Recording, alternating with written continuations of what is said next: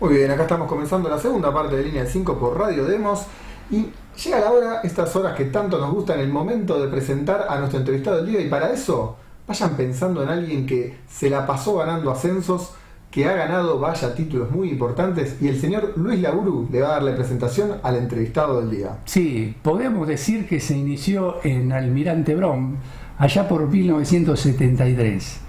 Era un chico que había venido del interior, había venido del Chaco, y enseguida demostró sus condiciones en la primera del equipo de Isidro Casanova. Lo compró Platense en el año 74, porque Platense tenía el objetivo de volver a la primera división.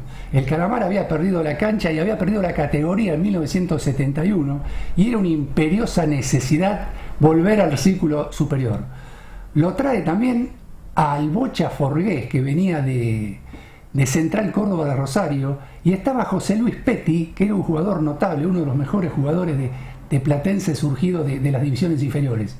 En el año 74 se quedó en el camino, en el año 75 también se queda en el camino, ya que ascendió Quilmes, pero el año 76 fue el año de Platense, porque salió campeón y volvió a la primera división. Del otro lado de la línea tenemos al goleador de Platense en ese campeón de 76, Daniel Severiano Cholo Pavón. Luis Laburu es mi nombre, placer de saludarte. ¿Cómo te va? Hola, buenas tardes Luis, muchísimo gusto.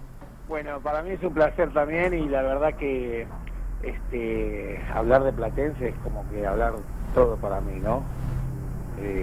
Realmente me pone la piel de gallina hablar de Platense, porque si bien yo de chiquito era hincha de Boca, bueno, después de ascender con Platense me quedé a vivir acá en el barrio, vivo a 3 cuadras de enfrente del lado de la capital, y bueno, nos quedamos ahí, y bueno, hice mi familia, todo, y me quedé en el barrio, ¿no? Claro, contale a los jóvenes de Platense que no te vieron jugar, y que bueno, por sus mayores, por sus padres o por sus abuelos, le han contado de ese equipo campeón del 76. ¿Cómo era ese equipo del 76 que ascendió a Primera División? ¿Qué características tenía? Bueno, ahí ese año firmó don Juan Manuel de Guerra como técnico, un señor visionario, digamos, en el ascenso. Ha ascendido a muchos clubes como Platense, Chacarita, Mandichum, Chacarita de Nuevo y varios equipos más, ¿no? Llegó acá y conformó un gran plantel en la cual se basó a un poco de la experiencia de jugadores experimentados en defensa, fuertes que iban muy bien de arriba, los centrales principalmente, porque ahí trajeron al Negro Juárez, que ya estaba, que había venido de Comunicaciones, medía como 1,90 y pico, a Pilla, a Juan Carlos Pilla, que vino de Almirante Brown, que vino conmigo justamente, jugué yo con él en Brown. Después estaba Chiape, bueno, centrales muy fuertes, laterales fortísimos y con buena proyección, Rivero por un lado, Gianetti por otro, el otro chico Cortés, en la mitad de la cancha teníamos jugadores muy importantes, como el Toro Morelli, que había jugado ya en primera división, Carlitos Gómez, también, todo de divisiones inferiores, Carlos Gómez y el Toro Morelli. Después vino de Estudiantes de Buenos Aires, vino Osvaldo Pérez, un crack, un fenómeno, tanto que relegó al Mono Petti ese año, esos años en esa posición, que después el Mono Petti fue a jugar en otra posición en la que yo jugaba, y fue lo que fue, ¿no? Un fenómeno. Y bueno, ese año también trajeron a Orlando, trajeron a Marrero, estaba el Bocha, estuvo un tiempo y después se fue a Gimnasia, y bueno, Ernesto Ulrich. Bueno, la característica del equipo era muy simple, muy corredor. Hicimos una pretemporada espectacular en el 76, y bueno, se basó todo en un esquema, digamos, de especular un poco y salir mucho de contragolpe, presionábamos mucho la mitad de la cancha, corríamos muchísimo, éramos un equipo muy, muy corredor, y estábamos bien armados para el contragolpe, donde, que bueno, por la izquierda estaba Ernesto, yo por el medio que iba mucho a los costados y Orlando. Cuando le tocaba jugar a Marrero jugaba muy bien sobre los costados y desbordaba mucho, tiraba muy buenos centros. Teníamos muy buenos equipos. Fíjense que teníamos 2-10, Osvaldo Pérez y Mono Petty, que Mono Petty después va y triunfa en Newell's, triunfa en Argentinos Juniors, triunfa en Independiente, ¿no? Claro, bueno. No, teníamos mucho equipo. Y yo tuve la suerte de, con 19 años, de llegar acá a Platense, ¿no? Claro. Acá 18, 19 años. Y llegué y, bueno, la suerte que tuve que hice muchos goles el primer año y me fue muy bien. Y bueno, y la verdad, tengo que decir que mi triunfo fue el triunfo gracias a todos mis compañeros que hacían todo el esfuerzo para que yo pueda convertir, ¿no? Pero tengo que reconocer que si jugaba el Mono Petty o jugaba Osvaldo Pérez, era lo mismo para mí porque me entendían perfectamente lo que yo hacía dentro de la cancha. Y lo mismo que Ernesto Bullrich, y lo mismo que nos conocíamos mucho y éramos un grupo de jugadores que queríamos el triunfo, ¿no? Queríamos triunfar, trabajábamos mucho y éramos un grupo de muy buenos compañeros. Claro, y fue un ascenso muy importante para Platense porque después permaneció 23 años en Primera División, hasta 1999, o sea que fue un ascenso muy importante y duradero. Bueno, pero por tu actuación en Platense, por tu excelente temporada que tuviste en ese campeonato de Primera B, jugaste el campeonato nacional en Platense y ahí te vio Juan Carlos Lorenzo y Boca tenía una obsesión también. Nunca había ganado la Copa Libertadores. Independiente le había ganado ya en reiteradas oportunidades, le había ganado Estudiantes de La Plata, le había ganado Racing en 1967, pero Boca no le había ganado. Había perdido con el Santos de Pelé una final en 1963. Y el Puma Armando tenía una obsesión. La obsesión era ganar la Copa Libertadores. Para eso contrató a un técnico ganador como Juan Carlos Lorenzo. Trajo a Francisco Pedro Manuel Sá, un tipo que había ganado muchas Copas Libertadores con Independiente. Trajo al Totti Belli, un jugador experimentado. Lo trajo a Hugo Orlando Gatti, al Ever Mastrangelo, a muchos jugadores con experiencia. Y trajo ese joven de 21 años que había explotado en Platense. ¿Qué recuerdos tenés en ese 1977 cuando Boca gana por primera vez esa ansiada Copa Libertadores y también gana la Copa Intercontinental con el Borussia en Alemania? ¿Qué recuerdo tenés de esa temporada 1977? Y bueno, todo extraordinario. La verdad que recordar eso también es algo hermoso, ¿no? Yo te cuento así rápido, cuando yo llego a la concentración que venía de la playa, me vine a Buenos Aires, acá en Buenos Aires me hicieron todos los chequeos médicos, se arregló el tema económico con Platense y me fui rápidamente a Mar del Plata y ahí me recibieron mis compañeros y yo del primer minuto que fui recibido por mis compañeros me di cuenta de la clase de persona que había ahí, que había contratado Boca, que tenía, como vos nombraste recién a todos esos nombres, monstruos del fútbol, ¿no? Pero nada que ver en el sentido de que nadie se la creía ni nada, era como una familia Boca Juniors ahí. Por supuesto que teníamos un director técnico, bueno, también muy interesante, muy bueno, que se la sabía toda, ¿no? Y bueno, todo íbamos aprendido al lado de él para el progreso nuestro. Entonces todos trabajábamos a destajo para el sueño que teníamos, que era ganar la Copa Libertadores de América. Por suerte se nos dio, nos hemos clasificado muy bien en todas las rondas y bueno, y lo más difícil fue la final, que bueno, ustedes vieron que le ganamos al Cruzeiro, le ganamos muy bien acá 1-0 y perdimos 1-0 allá en Belo Horizonte con un gol de Neliño, y cuando fuimos a jugar a Uruguay, que se suspendió la noche anterior, se suspendió el partido un día, se retrasó un día. Por la niebla, ¿no? Por la niebla, mucha niebla había. La niebla y la cantidad de lluvia que había caído. Claro. No me acuerdo cómo se movía el avión cuando íbamos de Belo Horizonte a Uruguay, ¿no? Claro. Y bueno, fue extraordinario, la verdad que cuando atajó el penal del Loco Gatti, bueno, salimos todos, nos abrazábamos, bueno, fue un festejo tremendo, y cuando bajamos acá en Ezeiza, vos no sabés lo que fue algo impresionante, impresionante.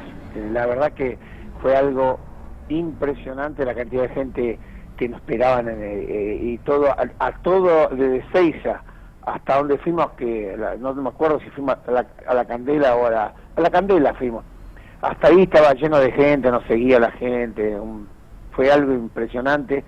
Y bueno, la suerte se dio así, no es que se dio así, también trabajamos para eso, teníamos un gran plantel, y lo mismo cuando ganamos la Copa del Mundo, porque la Copa del Mundo, el día que nos enfrentamos con el Borussia, que empatamos 2 acá, tuve la suerte de jugar de entrada, hice un gran partido yo por suerte, y bueno, y se dio que pudimos ganar la Copa del Mundo, ¿no? Y allá se le ganó 3-0, se le ganó bien, también yo no participé de ese partido porque ya me había comprado el Español gracias a ese partido que yo jugué contra los alemanes, ¿no? Claro. Me compró el Español de Barcelona y se jugó después el segundo partido, se jugó 8 meses después. Claro, recordemos que el partido de ahí en la Bombonera se jugó en el mes de marzo. Después vino el Mundial en el mes de junio y la revancha se jugó en el mes de agosto en Alemania. Claro. Se jugó unos meses después, sí, tal cual. Y bueno, en ese caso, por ejemplo, le habían vendido a Feldman al Valencia y a mí al Español de Barcelona. Claro, y el Valencia se lo prestó a Boca para jugar a Feldman y el Español no me prestó a mí. Claro, exactamente. No me prestó. Pero igual, tengo la Copa del Mundo acá guardada en mi casa porque en un momento Armando hizo una fiesta. Por supuesto que me invitó a todos, uno por uno, de los que participamos en la Copa del Mundo, y nos regaló una copa a cada uno, ¿no? Idéntica a eso. Y bueno, siempre lo estamos recordando porque la verdad que el plantel era muy humilde, muy trabajador, de una gran calidez humana y de tremendos jugadores, ¿no? Tremendos jugadores. Pero para eso hay que recordar también el esfuerzo que hacíamos nosotros, porque nosotros íbamos de pretemporada y entrenábamos 3 veces por día durante muchos días. Corríamos una cantidad de kilómetros, como también corríamos en Platense, que ya te lo conté. Claro. Y los equipos que quieren algo, bueno, se forman de esa manera. Yo le digo a la Primero un gran audiencia, compañerismo, claro, y después una sola, todo el plantel es una sola persona, ¿no? Entonces, claro, cuando así se apiñan todos juntos, se logra el objetivo, ¿no? yo te quiero acotar algo a la audiencia para resaltar lo que significaba Pavón en esa época, para pasar después a unas preguntas que te hagan mis compañeros. Los 2 técnicos más famosos de la época, aunque tenían distintas características y había una antinomia entre ellos, era Menotti y Lorenzo. Sí. Y los 2 directores técnicos te tuvieron muy en cuenta. Yo me acuerdo que César Luis Menotti te incluyó en una lista de intransferible para venderte al exterior en función del Mundial 78. Y bueno, y por la temporada que tuviste en Platense en el 76, Juan Carlos Lorenzo, otro notable director técnico, le pidió a Armando que contratara tu servicio. Quería terminar esta parte mía que tuve con vos con ese comentario. Sí. Daniel, ¿cómo te va? Te saluda Leandro Capano, un placer saludarte. Hola, ¿qué tal? ¿Cómo estás? La verdad, escuchando esas hazañas, hoy en día la gente de Boca que está tan ansiosa esperando que llegue la 7ª Copa Libertadores, ni hablar de poder volver a conquistar el mundo como ya lo ha hecho a principios de este siglo. Pero quiero pasarme un par de años más. Recién comentabas que bueno, después continuaste tu carrera en Europa y demás, pero también te tenemos como una persona que ha logrado muchos ascensos, ¿no? Mencionamos el caso de Platense, pero quiero posicionarme en el caso de Racing, ¿no? Donde la gente te tiene como también como ídolo, si se puede decir. Vos sabés que acá, bueno, obviamente los que somos más jóvenes, ¿no? Yo en mi caso tengo 33 años, que no pudimos vivir esos años, hemos tenido contemporáneamente hablando y bueno, la oportunidad de ver la situación que le tocó vivir en suerte a River y a Independiente, y tal vez hasta le podía haber tocado a Racing de nuevo y a San Lorenzo, y no les tocó. Pero sí vimos el caso de River y de Independiente, en las penurias, en ese año complicado. ¿Les querés contar un poco a la audiencia cómo fue ese año o esos años que estuviste jugando para Racing cuando estaban en la segunda categoría y haciendo todo lo posible para poder lograr el ansiado ascenso que conquistaron en el 85? Sí, cómo no. Mira, a mí cuando me hablaron de... Yo estaba jugando en Colombia en ese momento, ¿sí? Y me vine para acá a Buenos Aires y me llamó el profe Castelli, que yo ya lo tuve en Boca, al profe Castelli como preparador físico, pero en este caso estaba de técnico en Racing, y me quería, y me llamaron de Racing, y hablamos, y la verdad que a mí me agarró muchas ganas de jugar en un club grande como Racing, porque casualmente hoy le decía a mi hijo, acá estábamos hablando, que Racing es algo muy idéntico a Boca, idéntico en el fanatismo, en la manera de explotar cuando cómo gritan a favor o a veces tenerlo en contra es difícil a una tribuna, ¿no? Pero no, impresionante. Yo me acuerdo que cuando yo llego a Racing venían, pero a manada venían a ver las prácticas, y era increíble. Yo decía, ni eso no nos pasaba en Boca se practicaba más en forma cerrada, no veíamos tanta gente, pero yo no sé cómo hacía la gente, pero era impresionante cómo venían a ver las prácticas. Sí, la verdad que fue un compromiso muy grande para nosotros. Muchos de mis compañeros quizás teníamos grandes equipos. El primer año tuvimos un equipazo donde vinieron jugadores de la talla como José María Suárez, Miguelito Brindisi, Esqueo, Cordero, y Cordero después se quedó con el ascenso, y muchos conocer, el Benítez, un chico Juan Banfield, después era goleador en el Cali. Bueno, no recuerdo mucho en este momento, pero teníamos un equipazo, y por esa mala suerte que digamos que tuvimos que al principio, porque encontramos, creo que el primer año ascendió Rosario Central o Español, no me acuerdo quién de los dos ascendieron primero, y bueno, armaron un muy buen equipo también ellos. Centrales armó un equipazo, y nosotros teníamos un buen equipo, pero bueno, no apareció Gimnasia. En esa época, usted no sé si se acuerdan, habían grandes equipos en la B, muy buenos equipos. Claro, te acoto, Cholo, que en el primer año de Racing en la B, que fue en el 84, apareció un gran equipo que fue el Deportivo Español. El Deportivo Español, que salió campeón, exactamente. Sí. Fue tremendo. El Español tenía un equipazo también. Y bueno, y nosotros, por ejemplo, nos pasó la mala suerte, que no es que andábamos mal.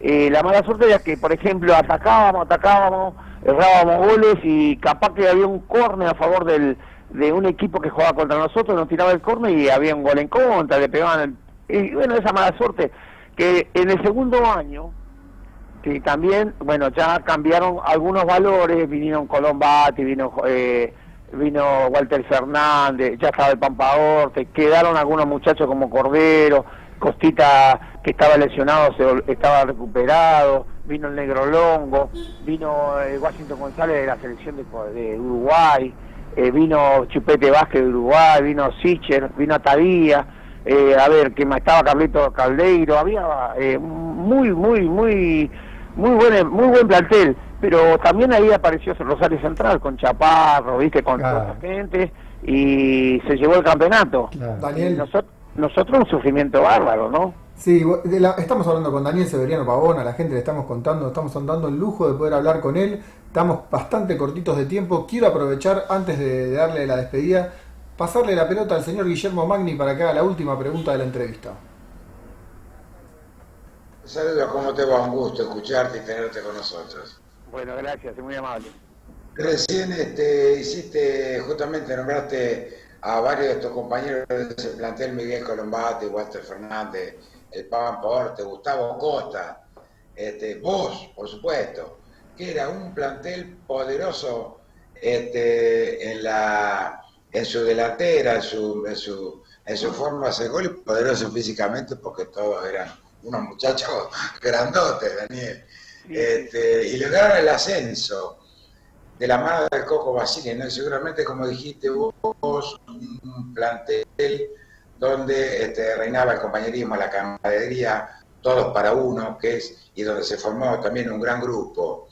Contanos, le gana la final queda en el Camino de Lanús, le gana la final a Gimnasia, y Racing logra el tan ansiado regreso a la primera división, que entre paréntesis, donde nunca tendría que haberse ido. ¿Cómo sentiste cuando lo que sentiste, mejor dicho, cuando el árbitro dio la pitada final y Racing logra el ascenso, Daniel? ¿Qué sensaciones, qué emoción? ¿Ganas de qué? Yo no sé si es porque por la edad, viste, que uno me agarra piel de gallina todo, ¿no? Yo creo, qué sé yo, ese octogonal fue bravísimo también porque le ganamos a Morón en la cancha de Boca. Le ganamos creo que 2-0. Y en la revancha nos gana Morón 3-1 y hago el gol yo también ahí en la cancha de Vélez, ¿no? Y pasamos nosotros, o 2-1 nos gana Morón, ¿no? Y pasamos a la final. La verdad que fue jugar con Atlanta, esa final fue algo impresionante. También, mira, la suerte que uno tiene en la vida, ¿no? Yo tuve, en todos los planteles que tuve, gracias a Dios, siempre fui un buen compañero con todo y todo conmigo. Nunca tuve ningún problema, gracias a Dios, en todas mis carreras deportivas. Y te cuento que en Racing fue igual, Y la delantera que teníamos en Racing era algo impresionante, ¿no? El Pampaorte muy valorado, Walter muy valorado, y bueno, yo pasaba un año extraordinario ahí en Racing. Calculo yo que esa delantera valdría mucha plata hoy acá, ¿no? Y bueno, teníamos un gran plantel, corríamos todo, y teníamos el mejor técnico del momento, Coco Basile. Daniel, lamentablemente así son los tiempos de radio. Nos hemos dado, la verdad, una panzada de poder hablar con vos, toda la historia que has tenido. Te queremos agradecer de parte de todo Línea de 5, en nombre del señor Luis Laburo y Guillermo Magni, de todos los que hacemos Línea de 5, te queremos agradecer este tiempito que nos has dispensado para poder hablar con vos en esta entrevista. No, bueno, muchísimas gracias, el agradecido soy yo, la verdad que, bueno, es lindo recordar viejos tiempos. Volver a vivir, Daniel, ¿no? Es volver a vivir. Sí, exactamente. Sí. En este momento le digo la verdad, ya te digo de verdad, se me vino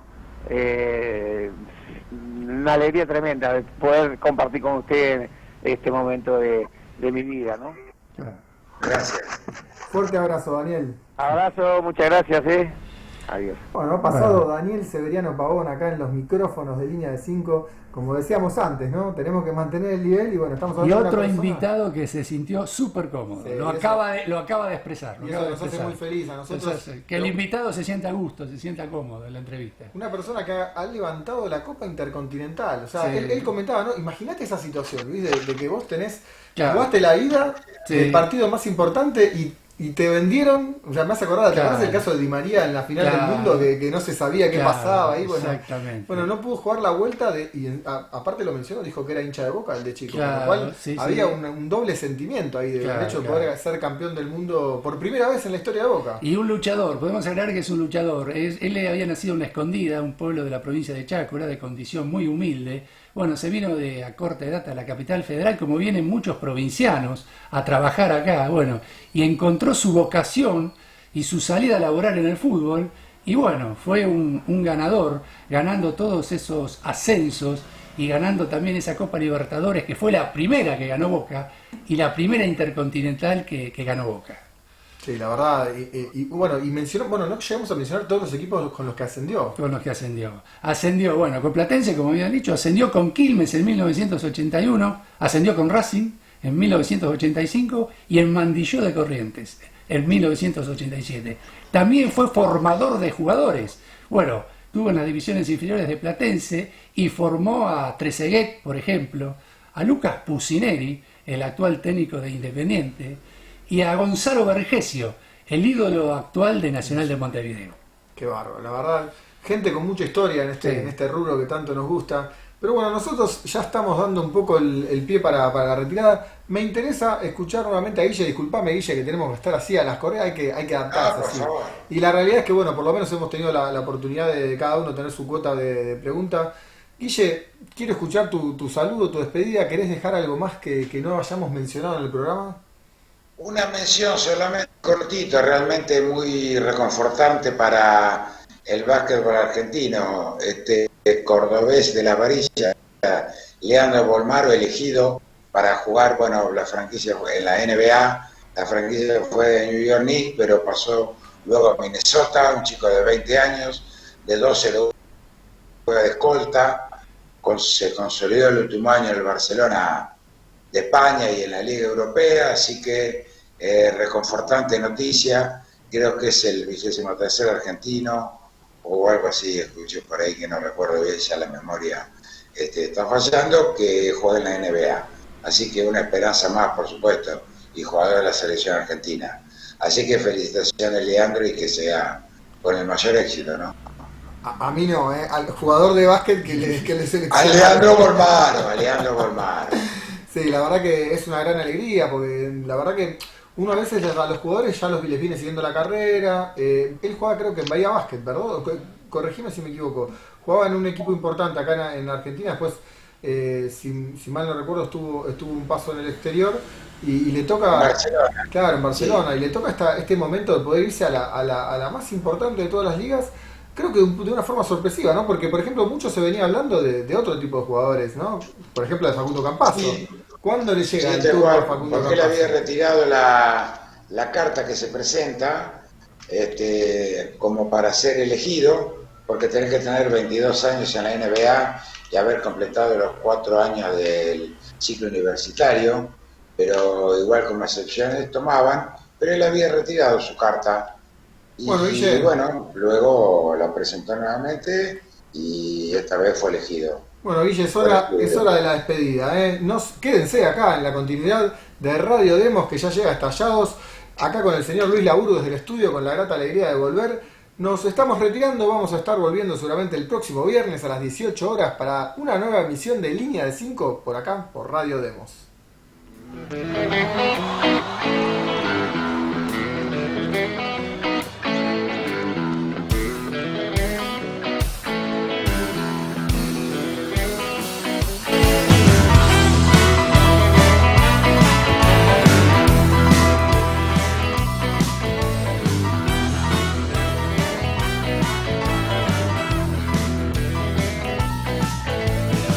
No habrá pilchas que reemplacen camisetas cuando bajen las banderas de los clubes. Si en tu rostro se reflejan otras jetas, el cemento se hace carne en multitudes. Fue mi padre, fue un hermano, fue un amigo, o tal vez